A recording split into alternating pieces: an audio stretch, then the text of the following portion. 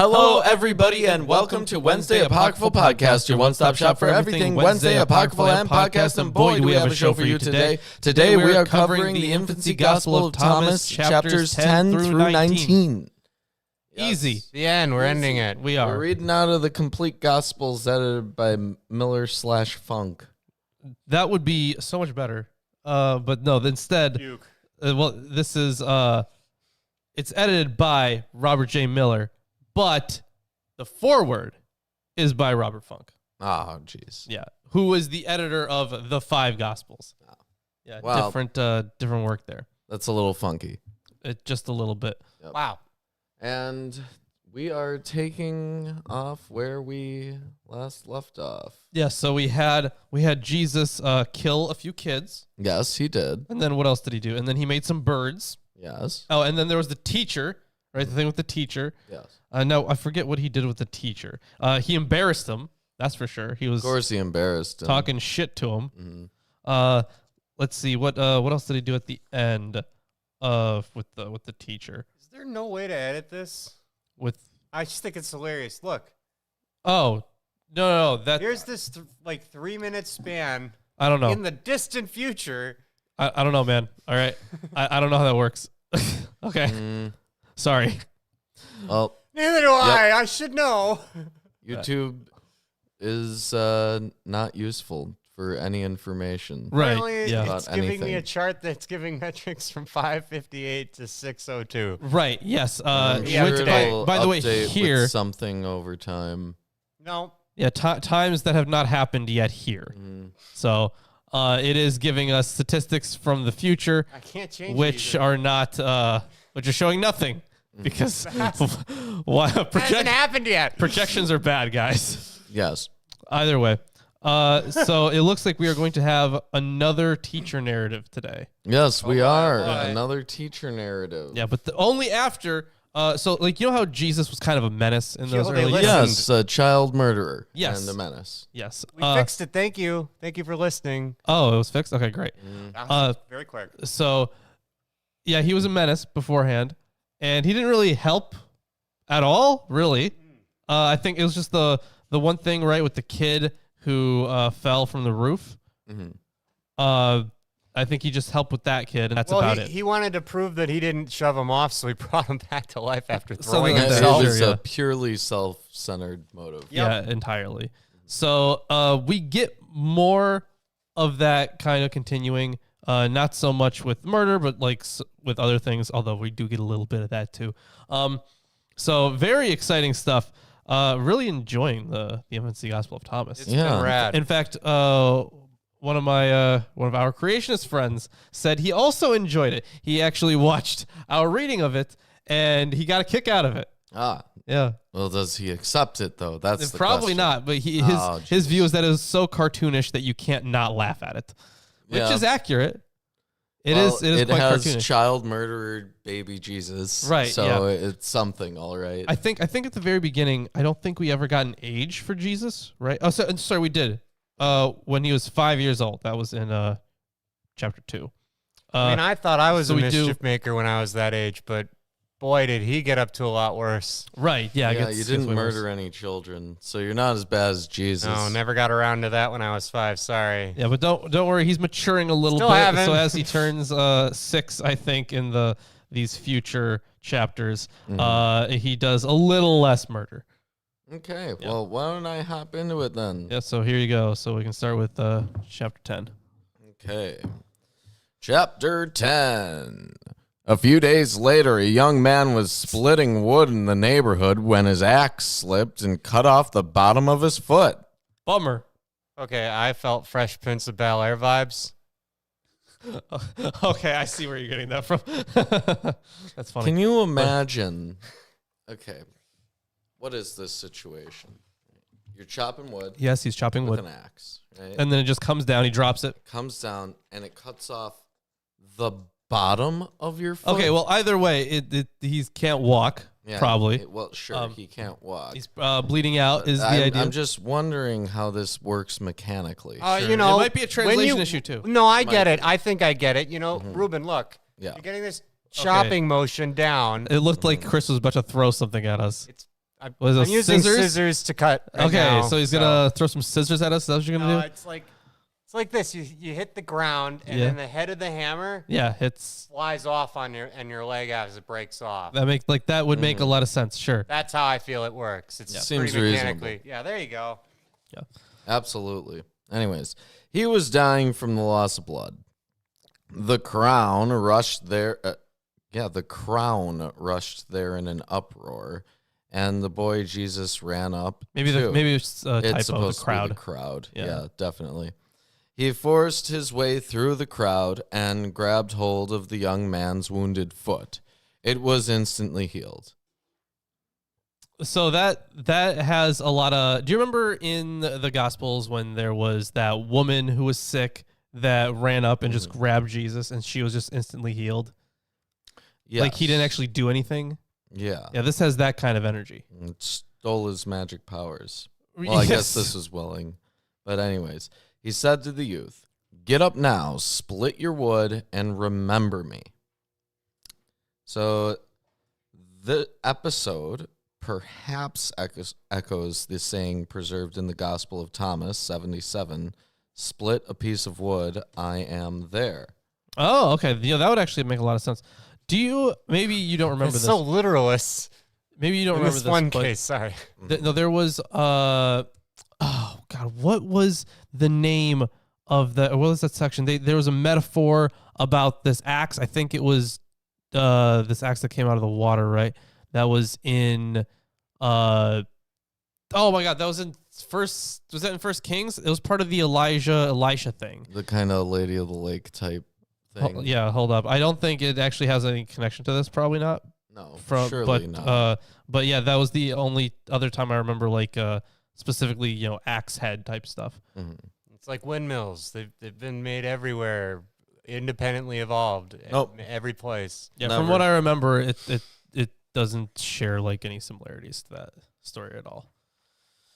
But either way, I think that this is just this is very much in line with the kind of miracles that Jesus did in the Gospels that were very exalted. Like he's not even really trying here. He just kind of grabs stuff or stuff touches him and they're healed. Mm-hmm. Unless he's trying to kill them, of course.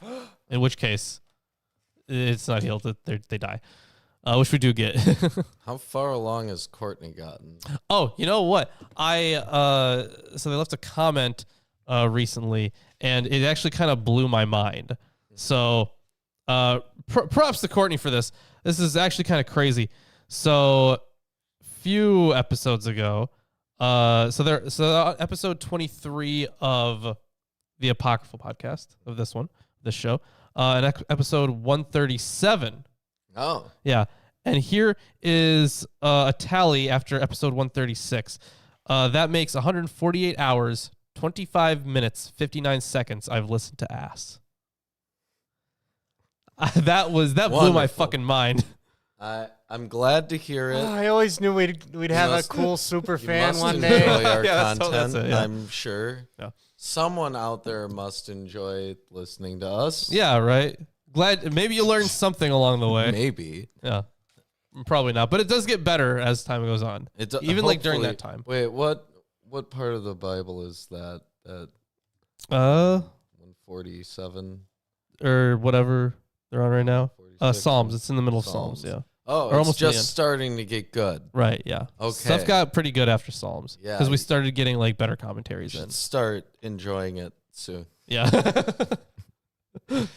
Yeah. Anyways, the crowd saw what had happened and worshipped the child, saying, "Truly, the Spirit of God dwells in this child." Well, that's not good. But it gets completely dropped immediately. Yeah, that's it. It doesn't really matter. Yep. Because remember, Spirit of God stuff, that can go from like, oh, this is just very pious, or there's divine protection here, like it's used in very often in like in Judges, or maybe it's like actually Trinitarian stuff, but the Spirit of God. So there are lots of different ways to interpret that. Interesting. Well, also before she gets mad at me, hi April. Yes. I know she might. If I don't say it now, she'll just fucking show up and kill me probably. Yep, she'll show up right here. Yeah. She'll come out from that door over there. See, I'd believe that. I wouldn't even be shocked. She'll like knock over that light. Wow, that would be really rude, actually. Come at you with a machete. Yeah. Yeah, that sounds like her. Yeah, damn straight. She says so. Anyways, we're on chapter 11. Now, this is interesting. It's a single story about Jesus at age 6. And Jesus' mother appears here. Mm-hmm. She plays a relatively minor role in the gospel, appearing only here and at 14:5 and 19:1-2. It was a short text anyways. Yeah. So, let's continue on. Chapter 11. When he was 6 years old, his mother sent him to draw water and bring it back to the house. But he lost his grip on the pitcher in the jostling of a crowd, and it fell and broke. So Jesus spread out the cloak he was wearing and filled it with water and carried it back to his mother. Yeah. First of all, he didn't need to go get water. Huh? He could have just made some. Mm-hmm. This is the child-friendly version of water into wine. Mm-hmm. And I also want to point out that when so he's supposed to get this water and he drops it, right. It seems like this text is somehow presenting him as more godlike because of all the powers, but also more susceptible to basic mistakes. Right. The thing is, it seems like whenever like either people call him out for stuff or whenever he makes a mistake like that, these powers start to come out. Not all the time, only a few cases, right? So I can't really make some crazy conclusion on this. Yeah, so but if withering that child at the beginning, that was no mistake. He didn't fix that later. No. I don't mean fixing that. He wouldn't fix something that he cursed. No, what I'm saying is that if this somehow presents him as more godlike and more human, because he's making mistakes and he is responding in kind of a very human-like fashion to criticism or making mistakes, embarrassment, anger, stuff like that. So it presents him as both more human and more godlike. He's using his magic powers as a crutch. Yeah, that's it. But what is the miracle here? All right, it makes water out of nothing. No. It says he lost his grip on the pitcher in the jostling of the crowd, and it fell and broke. Yes. So Jesus spread out the cloak he was wearing. Yes. And filled it with water, and carried it back to his mother. His mother, once she saw the miracle that had occurred, kissed him, but she kept to herself the mysteries that she had seen him do. Okay, so very much unlike the father, but like the thing is he he puts it out on the ground and it absorbs the water. No, it doesn't absorb it. Like my guess is that if we had this out, laid out, it would just suddenly it would just start it would just have a whole bunch of water, and he can grab it from the corners and carry a thing of water, like a sack. So the implication is that he magically creates water. Yes, that's what I think. Which would make sense with the whole mystery thing. All right, chapter 12. That was the only 6-year-old Jesus thing. Now we have 8-year-old Jesus. Yeah. Quickly moving through the years. Yeah. 12 through 17 is actually stories about Jesus at the age of 8. And yes, unapologetically, Chrissy, it is very anime. This entire text is very anime. Very much so. Again, during the sowing season, the child went out with his father to sow the field with grain. While the father was sowing, the child Jesus sowed 1 measure of grain. When he had harvested and threshed it, it yielded 100 measures.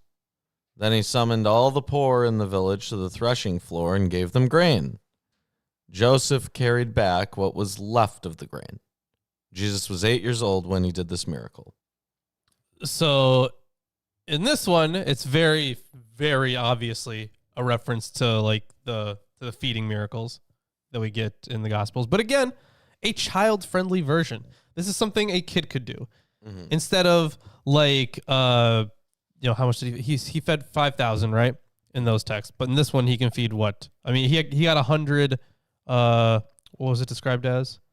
All the poor in the village. Oh, all the poor in the village. Okay, never mind then.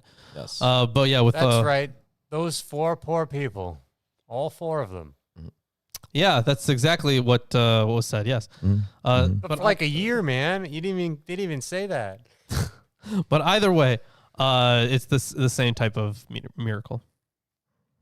So chapter 13, and I'll give it to you after this. Sounds good. Now, Jesus' father was a carpenter, making plows and yokes at that time. He received an order from a rich man to make a bed for him. When one board of what's called the crossbeam turned out shorter than the other, and Joseph didn't know what to do. The child Jesus said to his father, "Put the 2 boards down, line them up at one end." Joseph did as the child told him. Jesus stood at the other end and grabbed hold of the shorter board, and by stretching it, made it the same length as the other. His father, Joseph, looked on and marveled, and he hugged and kissed the child, saying, "How fortunate I am that God has given this child to me." Little did they know that is how you ruin the structural integrity of wood. And now, now it's just gonna break. Yeah, you know, they finish whatever they're doing, and it's gonna break later. You see, this is a child of God that's doing this. He's gonna have to use magic powers to fix it. You know, he probably will. Yeah. But either way, the whole story is that he grabs a piece of wood and he makes it longer to make it longer. Yeah. Or maybe not even necessarily stretches it, but like adds some wood. Says he I know he stretched it, right? But like that, considering the magic powers, that could also be interpreted as just making it longer. Now, is he making something from nothing? Perhaps, yeah. Which actually no, he's not, right? Because I think if he is supposed to be using this wood to make more wood, just like he used the clay to make the birds. Wait, so does it grow like a tree grows? Yeah, maybe it grows like a tree grows. That might make sense. You just added more like dead plant cells. Hey, listen. This is the child of God we're talking about here. Of course he could do it. But either way, his dad, as a carpenter, it's actually shocking that he had no solution to this. Instead of getting more. No, it's not even that. Like, you could just cut the other one. Yeah, but you could just make the bed shorter, right? But you can't because the costs for this is a job, custom order. The costs from this job are going to be just like a little higher. I need another board or 2. Like if this was in like Exodus or Ezekiel, it would be like, yea, and Joseph did receive an order that he would make a bed that measured 5 cubits. Yeah, something like that. By 2 cubits. And then we'd talk about like the creation of all the legs individually, and then how to put those in. Yeah, that sounds like something. And the knops, don't forget the knops. Of course, the knops. Yeah, you know that would actually be useful because it would tell us like what dimensions in his math. What kind of like. How have we not had a shirt with knops on it yet? Because I don't want that. Honestly. All right, that's fair. I don't want people to. Knops are not necessarily good or bad. They're just a weird word. And by the way, the reason that I'm handing it off to you is because it says one Greek manuscript ends here with the comment, when they had returned to town, Joseph told Mary, when she had heard and seen the wondrous deeds of her son, she rejoiced, glorifying him along with the Father and the Holy Spirit now and forever and ever. Amen. You said this was an addition? No, one Greek manuscript ends here with the comment. Gotcha. Okay. Gotcha. That's interesting. Well, you know what? I'm liking the story so far. So it's very much slice of life type stuff. Yeah. So very Ovid metamorphosis type. Yeah. So, anyways, I can take over. Why don't you read until 18? Until 18. Yes. So this is where. Oh, here we go. Okay. So 14.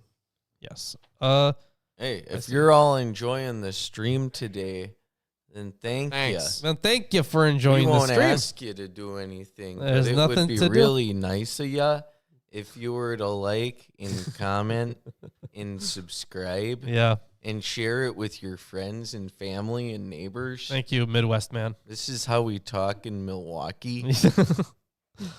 Chapter 14. When Joseph saw the child's aptitude and his great intelligence for his age, he again resolved that Jesus should not remain illiterate. Oh, yeah, we're doing this again. This is a bad idea. He still doesn't know how to read. Actually, he knows how to read. He does. He was like explaining the meaning of the alphabet to his teacher. Yeah, but he didn't know how to read. He knows the meaning of it, but he doesn't know how. Yeah, right. And he's speaking fluently, and yeah. Nope. That doesn't mean he knows how to read. That is true. So he took him and handed him over to another teacher. The teacher said to Joseph, "First, I'll teach him Greek, then Hebrew." This teacher, of course, knew of the child's previous experience with the teacher and was afraid of him. Still, he wrote out the alphabet and instructed him for quite a while, though Jesus was unresponsive, just like with the other one. So it's Greek and then Hebrew. Yes. Interesting. Then Jesus spoke. Guess what he's going to say. I already know all of this information that you're trying to tell me, teacher, and it is I, the one who should be teaching you. Well, that's a good... Almost, but it is kind of like along the same lines as the last thing he said to the other teacher. If you're really a teacher, and if you know the letters well, tell me the meaning of the letter alpha, and I'll tell you the meaning of beta. So hold on, what was in the last one? That's basically almost exactly what he said, right? Mm-hmm. Yeah, if you know, teach me first the letter alpha, and then I'll trust you with the letter beta. So almost exactly what he said before. The teacher became exasperated and hit him on the head. Yeah, he bonked him with the he rolled up newspaper. Yeah, rolled up newspaper. Like a gavel. Yeah, well, Jesus gets kind of pissed off here, of course. Jesus got angry and cursed him, and the teacher immediately lost consciousness and fell face down on the ground. Wow. Fun. The child returned to Joseph's house, but Joseph was upset and gave this instruction to his mother. Don't let him go outside because those who annoy him end up dead. Oh, okay. So, yeah, Jesus gets grounded because he almost killed his teacher. Yeah, he got grounded. Mm-hmm. That is actually pretty funny. Yeah, he did get grounded. Yep. They have authority over him. Well, the thing is, it's not like... They don't really. They try to, and it seems like he kind of goes along with it. They tried to send him to school. Right, and he's just like... Wasn't happening. He kills his teacher. So, it is probably a better idea to keep him at home. But at this point, it's like, why are you... Like, the only reason you could possibly be raising him at this point is because they have acknowledged that he is like, he has God powers. Yes. So they're like, well... He's on God mode. Yeah, exactly. You don't... Because essentially, if you don't take care of him, you're not taking care of God. Mm-hmm. And that's also, he could kill you with a thought. Also, yes. It's kind of like that episode of The Twilight Zone, which you've never seen because you don't know anything about media. But I have seen a couple episodes of The Twilight Zone. It's like that one with the little kid who can make it disappear out into the cornfield. You're right. I haven't seen that one. Oh, man. It's a good one. Classic. It's a great one. Literal classic. Yeah, literal. Okay. In fact, you should drop what you're doing right now. We're going to do that. We're going to stop Chris the stream. can take over reading for you. Oh, and then Chris is like, I didn't say that, Ruben. Chris is all in. I can do that. I just don't want to. Yeah. There you go. Yep. Now I'm going to continue on with the next chapter. All right. Yeah, so chapter 15. After some time, oh no, another teacher, a close friend of Joseph, said to him, "Send the child to my schoolroom. Perhaps with some flattery, I can teach him his letters." Oh boy, I have a bad feeling about this. He's a close friend of Joseph. He should know something about Jesus. Yeah, I guess. Joseph replied, "If you can muster the courage, brother, take him with you."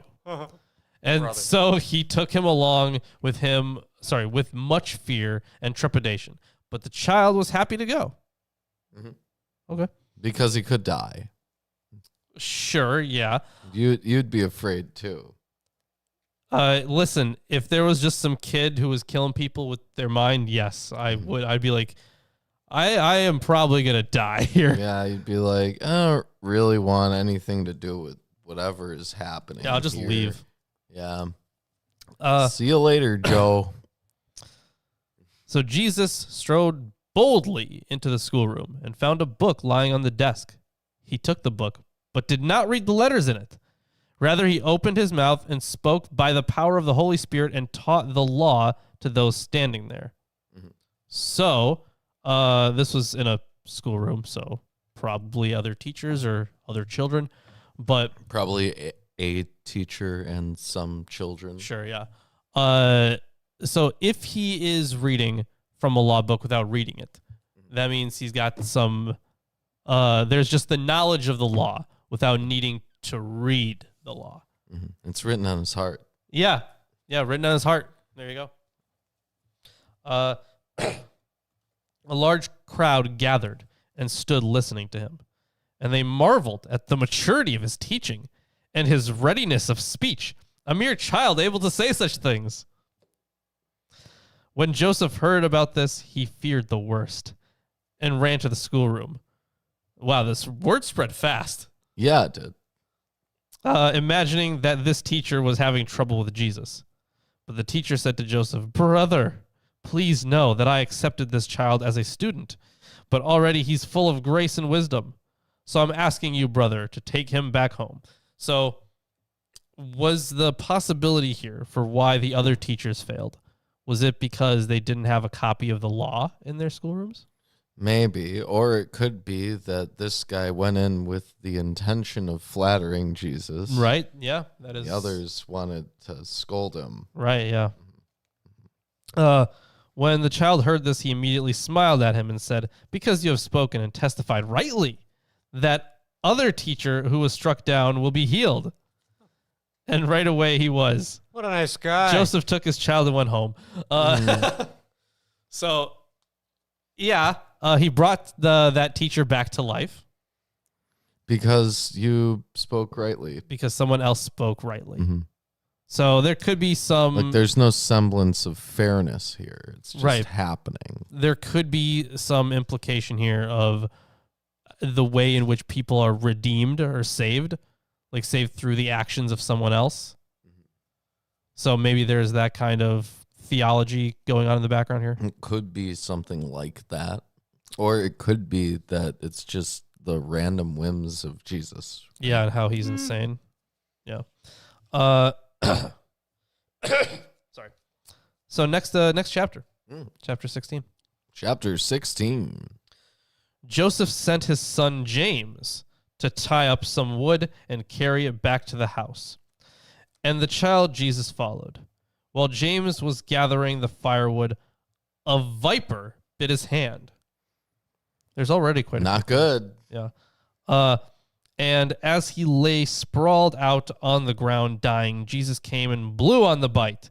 Immediately the pain stopped. The animal burst apart, and James got better on the spot. Okay, that was...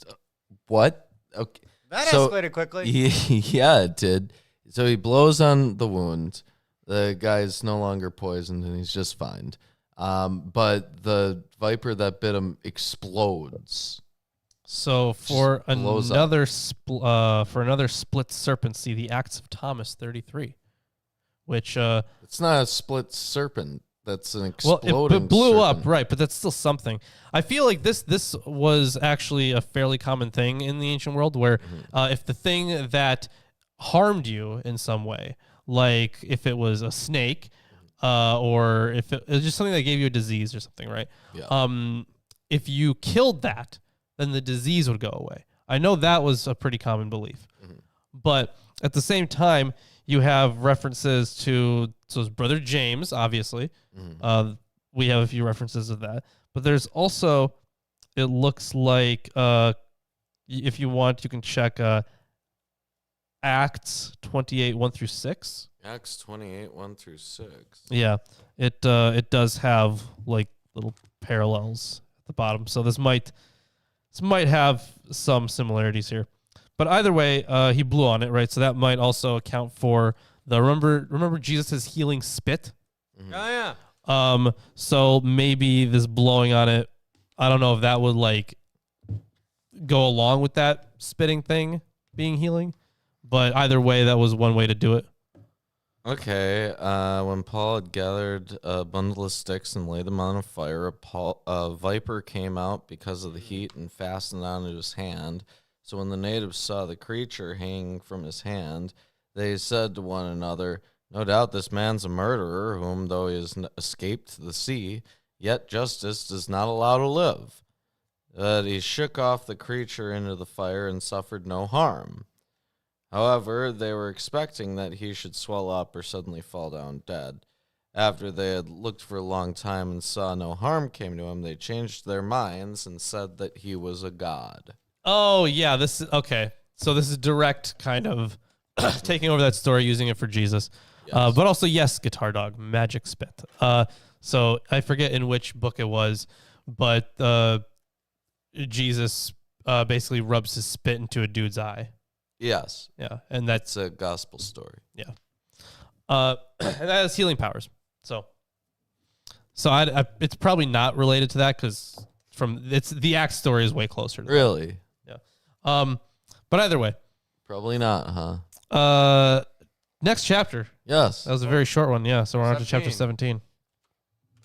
After this incident, an infant in Joseph's neighborhood became sick and died. Oh, no. And his mother grieved terribly. As she would. Yes. Jesus heard the loud wailing and the uproar that was going on and quickly ran there. Let's be honest here. There's a lot of uproars in this town. Yeah, there's just like constant death. And the thing is, not just death. Every time something strange, even like a little like out of the ordinary, something that's kind of like unfortunate, whenever that happens, there's a crowd there. Or whatever there's something big happening, there's a crowd there. A bird pooped on Lawrence. Everybody. Everybody guys, this isn't weird. This is pre-internet. This is everybody clapped. Like they had nothing else to do. True, yeah. Look at him at me. Just waiting for children to die. So they can all gather around.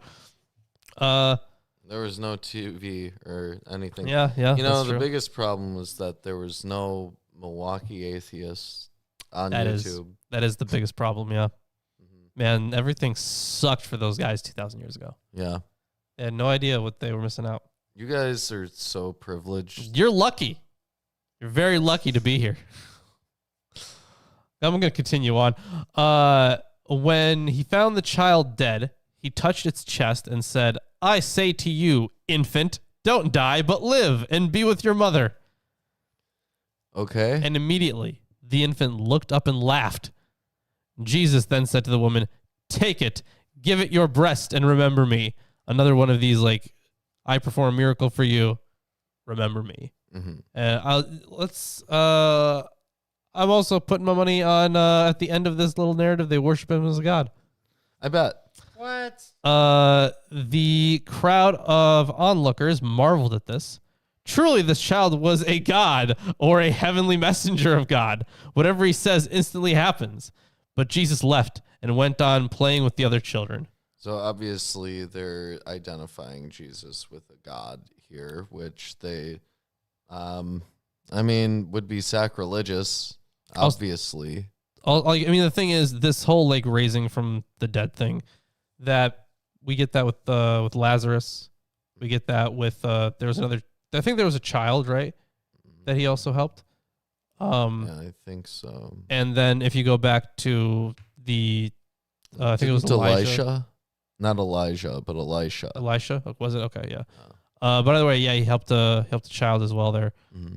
But nobody worshipped him as a god. No, but I mean, they acknowledged him as a man of God. Yeah, but they didn't outright call him a god. Like, yeah, but no, Jesus has already been called a god and worshipped multiple times in the story. Yeah. And it's always a shock. Like, this is over the course of a couple years now, right? Well, it's really weird, too, because you get this impression in the canonical Gospels that Jesus is, like, not super well known. Right, yeah. And even in some Gospels, he's, like, covering up, basically. Right, he, he don't tell keeps it very anybody hidden, about it. yeah. But here, like, there's a child going around bringing the dead back to life. And everyone knows it, and they're worshiping him. Before the age of 10. Yeah, yeah. So, the very, very different view of Jesus. Mm-hmm. By the way, now we're on to chapter 18. Did you want me to? Yeah. Hand it off to me. All right. I'll take over for chapter 18 and thereafter. Chapter 18. Yes, I agree. A year later, while a building was under construction, a man fell from the top of it and died. just like the kid. Mm-hmm. There was quite a commotion. So Jesus got up and went there. When he saw the man lying dead, he took his hand and said, "I say to you, sir, get up and go back to work." Wait, hold on. Isn't that almost exactly what was said to the child? Like, I remember you saying, like, get up and go back to do what you were doing or something like that, right? I think. Or I swear he said that to someone else. If it wasn't the child that fell. But either way, I do remember this. He said, "Zeno, get up and tell me, did I push you?" And he got up immediately and said, "No, Lord, you didn't push me." Okay. Yeah, that's what But he there said. I forget. He still the axe commands guy. him. It was the axe guy. Okay. Yeah. That's right, yeah. He still commands him to get up. True, yeah. Anyways. And he immediately got up and worshipped him. Yep, there you go. That was quick. Of course. Man, this whole, maybe okay, here we go. Maybe this is why Jesus, maybe that's why baby Jesus was killing so many people, because first he had to kill them, yes, in order to bring them back so they would worship him. If he didn't bring them back from the dead, they wouldn't worship him. Therefore, he needed to kill them in order to get them to worship him. I guess so. That's my conspiracy for this. Brilliant. And the consequence thereafter is the crowd saw this and marveled. This child's from heaven. Of course he is. He must be, because he's saved many souls from death, and he can go on saving all his life. And they have very selective memory. Like, yeah, he did that. That's also like half the story. Now we're on to the final chapter, chapter 19. There is a little postscript thing in a box. Yeah, there is that. Now let me read it. Oh, you want to read the postscript I'll read first? it. Okay. I'll read it before we do the last chapter, because this isn't part of the Infancy Gospel of Thomas. It's just something that's written here. Sure, yeah. Also, yeah, quite a shorter show today, but that is because the Infancy Gospel is pretty short, but I think it's also a lot of fun. Yeah, it is. Had a good time with it. Well, the show isn't over yet. No, it's not. It's not over. No, we're still going. Not nearly over. No, totally. There's still the whole second act. Yeah, okay. Purity and virginity. Why was Mary allegedly chosen by God to be the mother of Jesus? The Infancy Gospel of James was written to provide the answer. Mary remained pure throughout her childhood. Wait. That's just because the Infancy Gospel of James follows this. Oh, really? Yes. So that is not in any way a comment. Wait, hold on. Let me see. Let me show the audience. Because it looks like it's a part of like a commentary on Gospel this. of Thomas ends here. It looks like it's part of the commentary, but it's actually just the introduction to the Infancy Gospel of James, which occurs on the next page. Wait, hold on. Is it? Because it's weird. Because this starts the introduction. So why is it part of? It just has like this little section about Mary's virginity that leads up into the Infancy Gospel of James. That's so weird. Yeah, there's not actually a mention of the Infancy Gospel of Thomas in there. Okay, but let me continue on. Because the other section doesn't seem to have that. Like, I'm checking some of the other works right now, and they don't seem to have that kind of like an introductory box before the introduction. Yeah, No. see? Like, this is So here's the introduction. Oh, wait, is that another? Oh, never mind. It is. Yes, it does happen. Okay. Man, what a bummer. Yeah, Well what a played, bummer. gentlemen. We didn't get that, but let me continue on with the last chapter of the Infancy Gospel of Thomas. Chapter 19. When he was 12 years old, his parents went to Jerusalem, as usual, for the Passover festival, along with their fellow travelers. After Passover, they began the journey home. But while on their way, the child Jesus went back up to Jerusalem. His parents, of course, assumed that he was with the traveling party. Now remember, keep in mind when Jesus died. He just runs away. It's supposed to be during the same weekend, right? So, yes. But obviously many years in the future. First of all, he's 12 years old here. 12 years of age meant one thing for a girl, quite another for a boy. Oh. The former was considered ready for marriage and motherhood. Mm-hmm. The latter, yeah, apparently. Yep. The latter is still regarded as a child for 2 more years. Jesus at 12. Wait, was it a different tradition? I guess so. All right. According to this commentator. Okay. Yep. So Jesus at 12, engaging the teachers in the temple area, further underscores how precocious he was. He is referred to as a mere child in later verses here. So, after they had traveled one day, they began to look for him among their relatives. When they did not find him, they were worried and returned again to the city to search for him.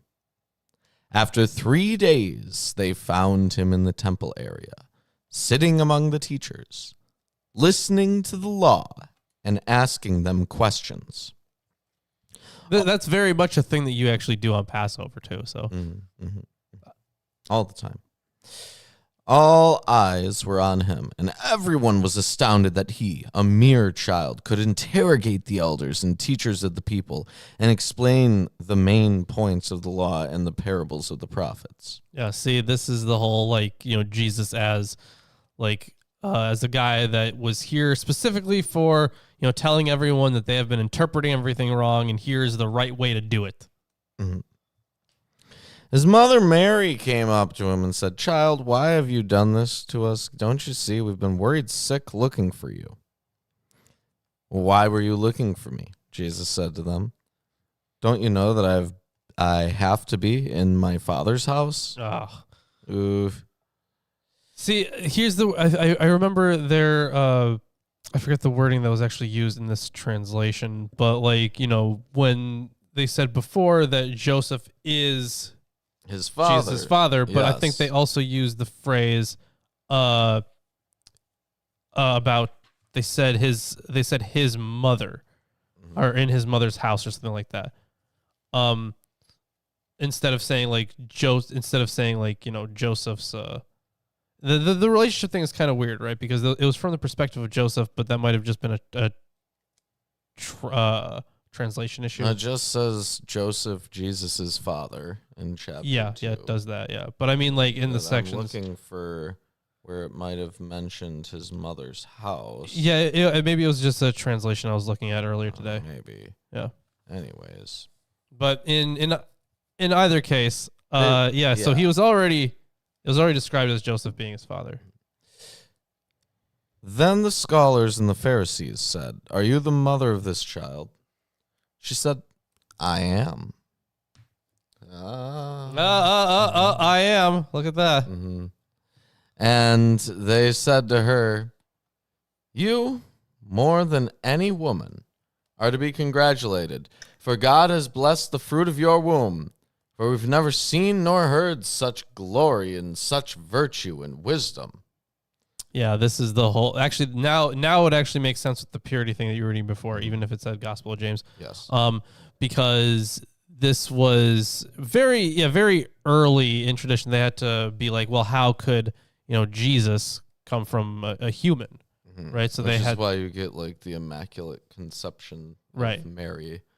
But man.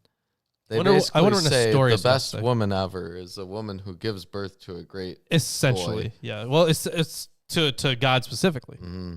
Yeah. So there's so you could see Well, no. You more than any woman are to be congratulated, for God has blessed the fruit of your womb. It doesn't say because you've given birth to God. They don't worship or Jesus. God's son. Yeah. Yeah. Other people were worshiping Jesus, but the Pharisees and the this already in here, I see some interesting Christological debates that could pop up. Yes. Is this where he is getting or is this where they're getting like the flesh part from Mary, right? Maybe. Yeah. Jesus got up and went with his mother and was obedient to his parents. That's first time. Jeez. That's still a first time either way. Mm-hmm.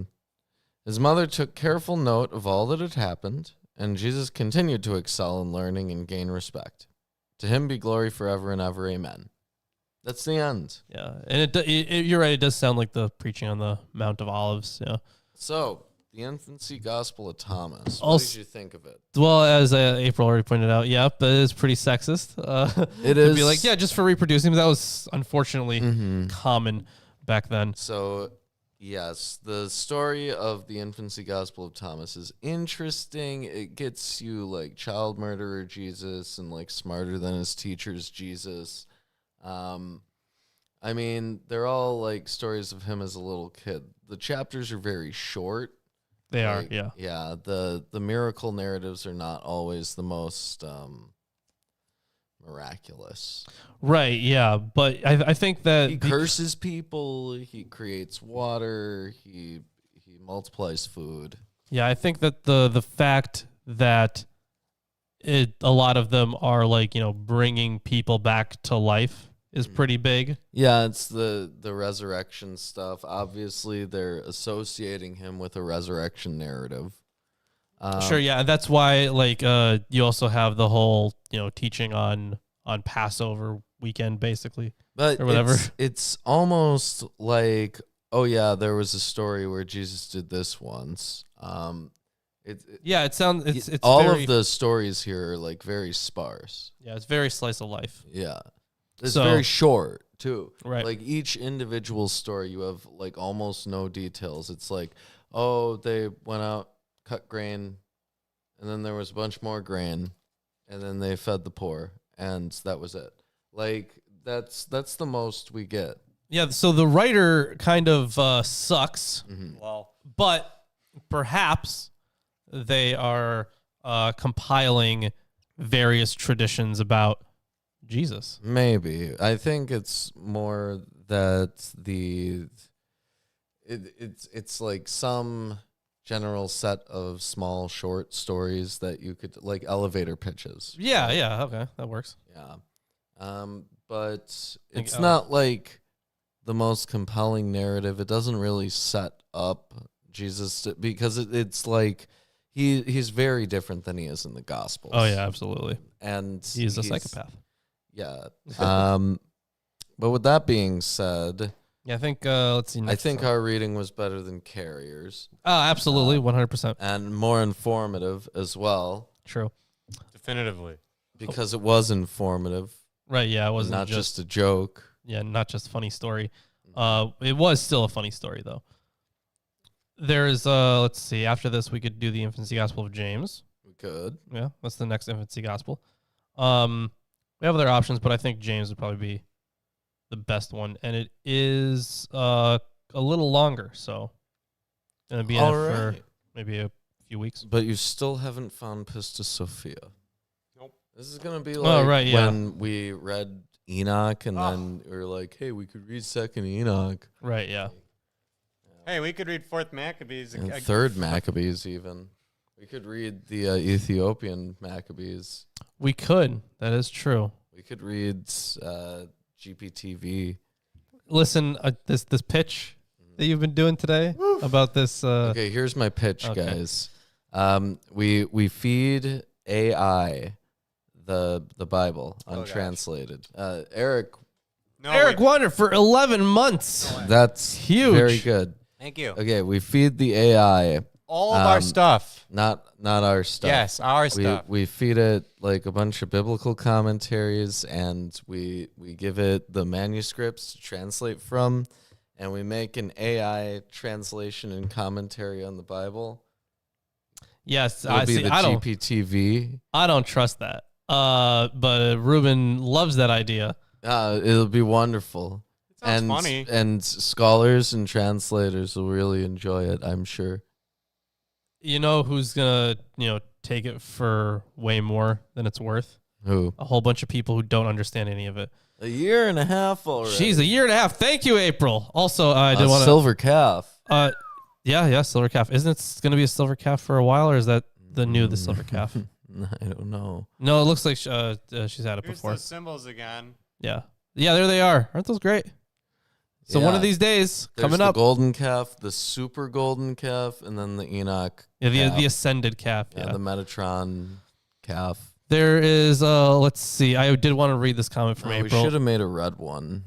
Yeah, maybe. Yeah.